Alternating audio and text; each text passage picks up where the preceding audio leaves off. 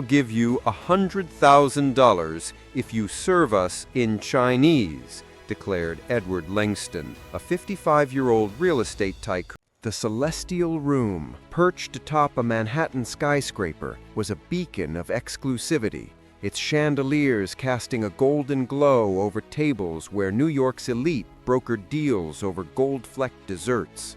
The air was thick with the scent of saffron and ambition, a place where fortunes were forged and shattered before the coffee course. On this crisp Tuesday evening in the financial heart of the city, the sophisticated hum of conversation was pierced by a voice dripping with mockery. His words slicing through the room like a whip. A stack of crisp $100 bills cascaded onto Maya Carter's silver tray, each note a calculated insult, transforming the opulent dining room into a stage for humiliation. The room fell silent, every eye turning to the young waitress, the atmosphere crackling with anticipation. Maya, 31, stood frozen for a heartbeat, her impeccable black uniform a stark contrast to the opulence around her. 3 years ago, she was Dr. Maya Carter, a rising star with a PhD in computational linguistics from Stanford, delivering keynote addresses at international symposiums, her name synonymous with academic brilliance. Her thesis, Culinary Linguistics, Food as a Cultural Bridge in Modern Mandarin, published by Cambridge University Press, had been cited in over 200 academic papers. She'd been a sought-after speaker, fluent in 9 languages, with a specialty in Mandarin dialectology, invited to lecture at Peking University and consult for global corporations. Now, she poured $5,000 bottles of vintage Bordeaux for men who didn't bother to meet her gaze, her dreams buried under the weight of survival. Her life had unraveled with a 2 a.m. phone call. Your mother had a stroke. It's serious. The medical bills, experimental therapies, 24-hour care, medications had snowballed to $800,000. Insurance denied coverage, forcing Maya to sell her Soho apartment, her car, and her prized collection of rare linguistic texts. Her professorship at NYU had been replaced by a relentless grind of double shifts, waitress by night, caregiver by day. Her colleagues had drifted away, and her aspirations were suffocated by the need to keep her mother, Evelyn, alive. Edward leaned back in his plush leather chair, his smirk as sharp as the crystal stemware on the mahogany table. "What's wrong, darling? Not enough cash?" He gestured to the 3 Chinese investors seated with him, their tailored suits and reserved expressions betraying their discomfort. "My friends here will decide if your Chinese is convincing." The Celestial Room transformed into a modern coliseum, patrons pretending to savor their truffle-infused dishes while their ears tuned to the spectacle. In Manhattan's financial core, men like Edward shaped global markets before the dessert course, and tonight he was staging a power play to impress his potential investors. Maya's trade trembled slightly as $100,000 fanned across its polished surface, more than her earnings from 2 years of waitressing.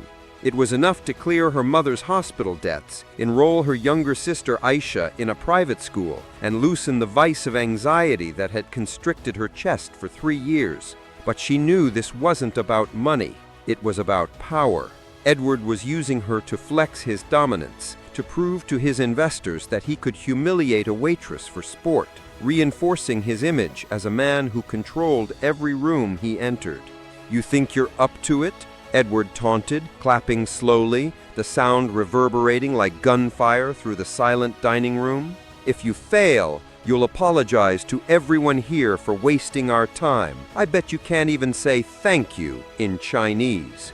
The investors shifted uncomfortably in their seats. Chow Peng, an older man with gold-rimmed glasses, adjusted them, his face etched with unease.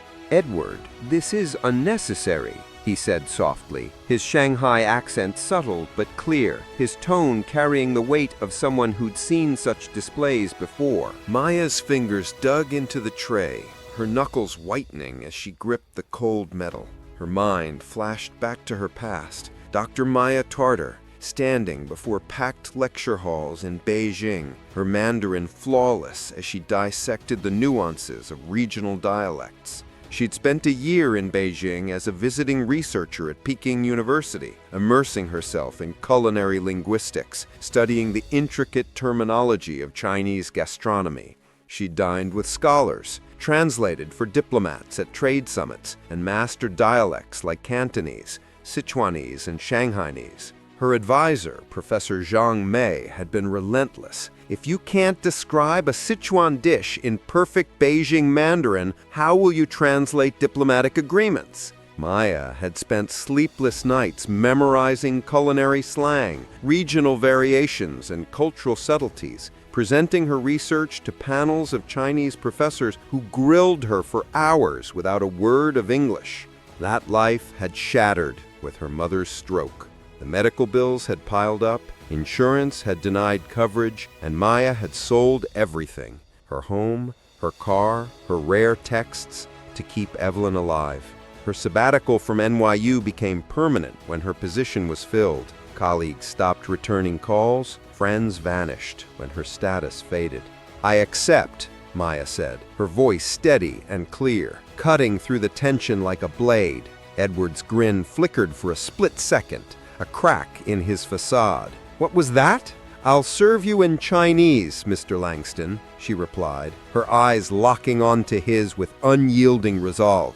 "And when I'm done, you'll pay me $100,000 in front of everyone." The room went silent, the clinking of glasses and cutlery halting, as if the entire restaurant held its breath.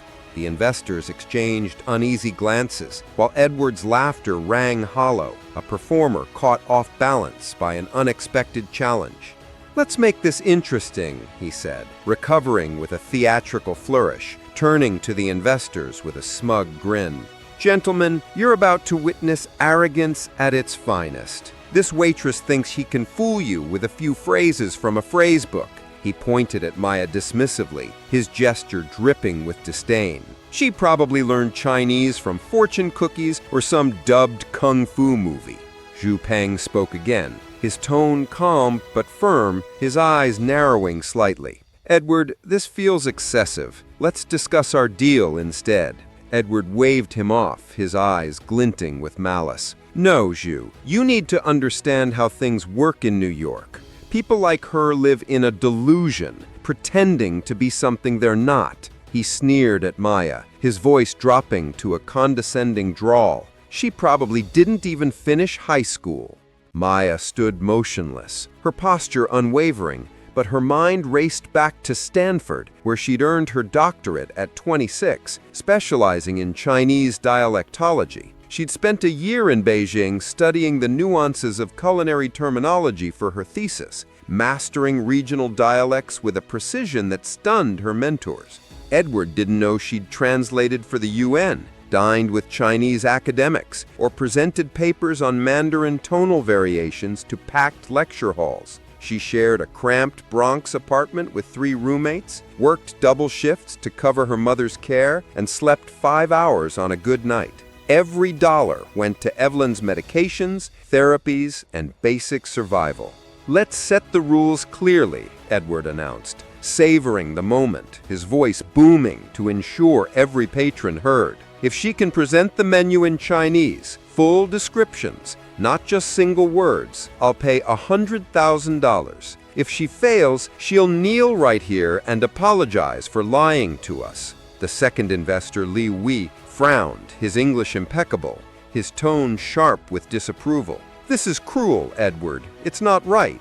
Edward ignored him, his voice rising with theatrical glee. "When she fails, and she will, she'll admit she's a fraud, a desperate imposter craving attention." The third investor, Chen Hu, who had been silent, finally spoke, his English precise but lightly accented, his expression troubled. "Give her a fair chance, Edward. This is enough." Maya nodded calmly, her composure unshaken. "I'll do it, but let's raise the stakes. If I describe 5 dishes, their origins, preparation techniques, and cultural significance, you double the bet to $200,000. If I fail, I'll work here for free for a month." The room froze. Waiters paused mid-step, their trays hovering like statues. Patrons abandoned all pretense, their eyes glued to the scene, forks hovering over untouched plates. Edward hesitated, his confidence wavering for the first time, a flicker of doubt crossing his artificially tanned face. But with the investors and the entire restaurant watching, he couldn't back down without losing face.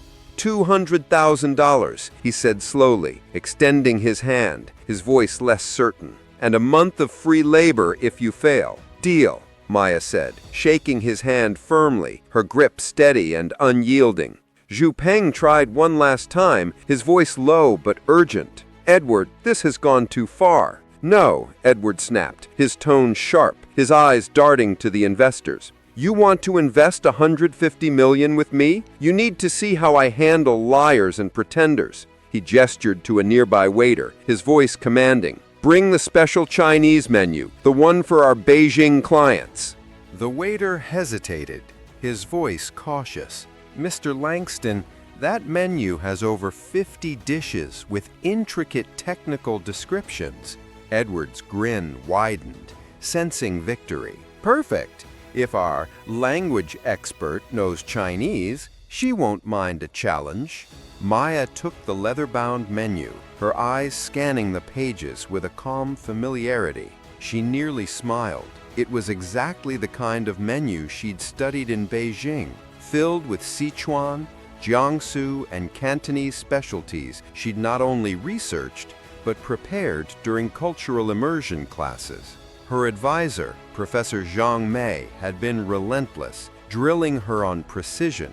If you can't describe a Sichuan dish in perfect Beijing Mandarin, how will you translate diplomatic agreements? Maya had spent sleepless nights memorizing culinary slang, regional variations, and cultural subtleties, presenting her research to panels of Chinese professors who grilled her for hours without a word of English. She dined with Beijing families, learning ancestral recipes and dialects that even some natives didn't master. May I confirm, Maya said, addressing the investors with a steady gaze, if any of you are fluent in Mandarin to judge my performance. Chen Hui nodded, his posture straightening, his expression one of cautious intrigue. I'm fluent. I lived in Beijing for 12 years and Shanghai for 6. My Mandarin is more than adequate. Edward's smirk faltered, a flicker of doubt crossing his face as he sensed the shift in the room. Maya began in flawless Mandarin, her tones precise, her vocabulary academic yet accessible. Good evening, gentlemen. Tonight we present Sichuan's Mapo tofu, prepared with 2-year-aged Pixian chili paste, following the traditional Chengdu technique of Master Li. This dish embodies the Ma-La balance, Sichuan pepper's numbness with chili's heat, symbolizing harmony in complexity. Chen's eyes widened, and he whispered to Zhao, her Mandarin is perfect, formal, academic, with native pronunciation. This is extraordinary. Edward interrupted, his voice tinged with panic, his hands fidgeting with his napkin. Is that even real Chinese? Chen raised a hand for silence, his attention fixed on Maya, as she continued without missing a beat. In Shanghai, we'd pair this with a light rice wine to complement its coastal adaptation, a tradition from the Qing dynasty. She switched seamlessly to Shanghai dialect, her intonation flawless, her words flowing like a melody. Liu Wei leaned forward, his voice low with awe. She's explaining culinary history with native fluency. This is remarkable. Edward's face paled, sweat beading on his forehead, his earlier confidence unraveling. Would you prefer Cantonese? Maya asked in English, her tone calm but pointed, then shifted to Cantonese with effortless grace. In Hong Kong, char siu is prepared with honey-glazed pork roasted over fruit wood to symbolize prosperity, a practice rooted in Cantonese tea houses of the Qing dynasty. Chen clapped softly, his eyes bright with admiration. Flawless Cantonese, authentic Hong Kong accent. She's remarkable. Who are you? Edward stammered, his bravado crumbling, his voice barely above a whisper as he leaned forward, gripping the table's edge. "I am Dr. Maya Carter, PhD in computational linguistics from Stanford, former professor at NYU, visiting scholar at Peking University. I've translated for the UN, embassies, and international conferences. My thesis on Chinese culinary linguistics was published by Cambridge University Press. 3 years ago, my mother's stroke bankrupted me. I work here to pay her medical bills." The room was silent, the weight of her words settling like a storm's aftermath. Zhao stood, his voice firm, his eyes blazing with disapproval. "Edward, you tried to humiliate a scholar for sport. This reflects poorly on you, not her." Liu added, his tone sharp, "Your prejudice blinds you. She's more qualified than anyone in this room." Maya continued, undeterred, her voice steady as she described as Jiangsu braised lion's head, its slow cooking technique rooted in Ming Dynasty traditions, symbolizing familial unity. She detailed a Beijing roast duck, its crispy skin achieved through a 24-hour marination process, a hallmark of culinary refinement since the Yuan dynasty. She moved to a Sichuan spicy noodle dish, explaining its fiery broth as a cultural metaphor for resilience, and concluded with a Shanghai Xiaolong Bao, its 18 folds symbolizing prosperity, a technique perfected during the Ming Dynasty. Chen translated for the others, his voice filled with awe.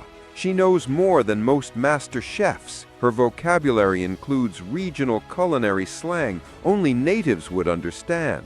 Edward, now visibly desperate, shouted, his voice cracking, "This is a setup. You planned this." "No, Edward." Zhao shook his head, his expression one of quiet disgust. "You assumed she was less because she's a waitress. You were wrong." Maya set the menu down with deliberate calm. "Mr. Langston, your $200,000, please." With trembling hands, Edward opened his wallet and began counting out the bills, each one stripping away a layer of his arrogance, his fingers fumbling under the weight of the room's scrutiny. "Now," Maya said, her voice unwavering, "apologize to everyone you've belittled with your assumptions." Edward's voice broke as he muttered, "I'm sorry." Maya leaned in, her tone firm but composed. Louder. He shouted, "I apologize!" His voice echoing through the silent hall, his face flushed with humiliation. The room erupted in whispers, patrons exchanging stunned glances, some shaking their heads in disbelief. 6 months later, Maya sat in her office on the 60th floor of a Manhattan skyscraper, Director of Intercultural Relations at Penghui Enterprises, earning $200,000 a year. Zhao had offered her the role after witnessing her brilliance, saying in perfect Mandarin, "Your intelligence and dignity are what we need to bridge cultures globally." Her mother's medical care was fully funded, and they'd moved to a spacious Upper West Side apartment with a view of the Hudson. Her recovery was slow but steady, her smile returning as she began to walk with a cane. Edward's empire crumbled in the aftermath. The investors canceled a $150 million deal, unwilling to partner with a man whose prejudice had been so publicly exposed. The story of his humiliation went viral, dubbed "Tycoon Humbled" by scholar Waitress, with a video recorded by patrons amassing 15 million views on social media. The headline spread across news outlets, tarnishing his reputation in international business circles. Other investors pulled out, banks called in loans, and his real estate empire collapsed within 3 months. His wife filed for divorce, taking half his remaining assets. His adult children cut contact, ashamed of his actions. Edward now works as a salesman in a Queens car dealership, earning minimum wage, his once imposing figure reduced to a shadow, occasionally catching Maya's face on business news as a respected expert in intercultural communication.